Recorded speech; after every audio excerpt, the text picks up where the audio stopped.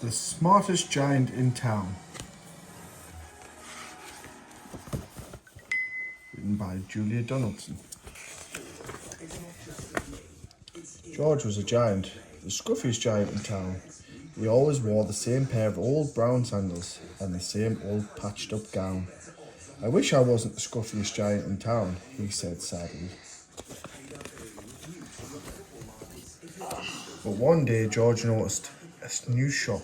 It was full of smart clothes, so he bought a smart shirt, a smart pair of trousers, a smart belt, a smart stripy tie, some smart socks with diamonds up the sides, and a pair of smart shiny shoes. Now I'm the smartest giant in town, he proudly.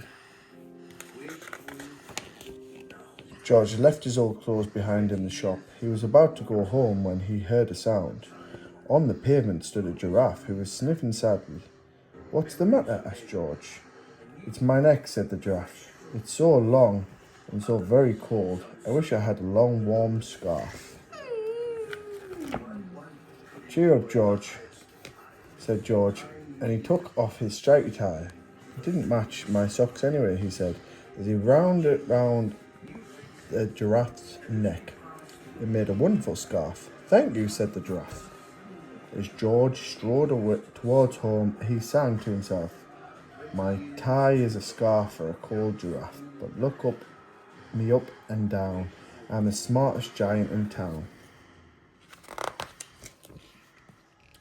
George came to a river. On a boat stood a goat, who was bleating loudly. "What's the matter?" asked George. "It's my sail," said the goat. "It blew away in a storm. I wish I had a strong new sail for my boat." "Cheer up," said George, and he took off his new white shirt. "Get coming untucked anyway," he said. As he tied it to the mast of the goat's boat, it made a magnificent sail. "Thank you," said the goat. George strode on, singing to himself, "My tie is a scarf for a cold giraffe. My shirt on a boat is a sail for a goat. But look me up and down. I'm the smartest giant in town." George came to a tiny ruined house. Beside the house stood a white mouse with lots of baby mice. They were all squeaking. "What's the matter?" asked George. "It's our house," squealed the mother mouse. "It burned down and now we have nowhere to live. I wish we had a nice new house." "Cheer up," said George, and he took off one of his shiny shoes. "It was giving me blisters anyway," he said. As the mouse and her baby scrambled inside, the shoe made a perfect home for them. "Thank you," they squeaked. George had a hop along the road now, but he didn't mind. As he hopped, he sang to himself, "My tie is a scarf for a cold giraffe. My shirt on a boat is a sail for a goat. My shoe is a house for a little white mouse. But look me up and down. I'm the smartest giant in town." George came to a campsite. Beside a tent stood a fox who was crying. "What's the matter?" asked George. "It's my sleeping bag," said the fox. "I dropped it in a puddle. I wish I had a warm, dry sleeping bag." "Cheer up," said George, and he took off one of his socks with diamonds up the sides. "It was tickling my toes anyway," he said. As the fox snuggled in, it made a fine sleeping bag. "Thank you," said the fox.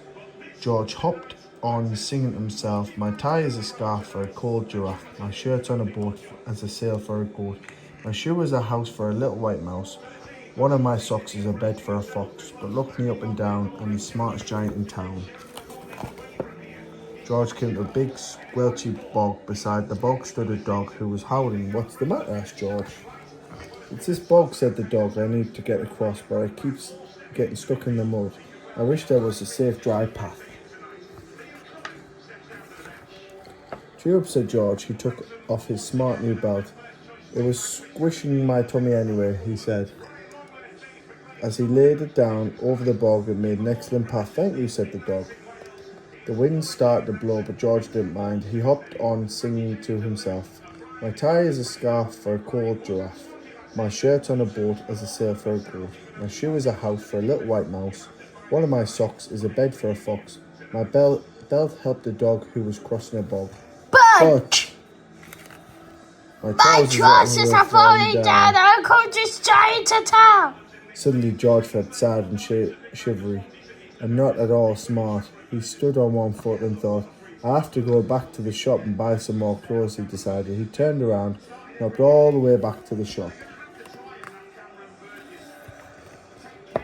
But when he got there, it was closed. "Oh no," cried George. He sank down onto the doorstep, and a tear ran down his nose. He felt as sad as all the animals he had met on his way home. Then out the corner of his eye, he saw a bag with something familiar poking out of the top. George took a closer look. "My gown," he yelled, "my dear old gown and sandals." George put them on. They felt wonderfully comfortable. "I'm the cosiest giant in town," he cried, and he danced back home along the road. Outside his front door stood all the animals he helped. They were carrying an enormous present. "Come on, George," they said. "Open it." George untied the ribbon. Inside was a beautiful gold paper crown and a card. "Look inside the card, George," said the animals. George put the crown on his head and opened the card.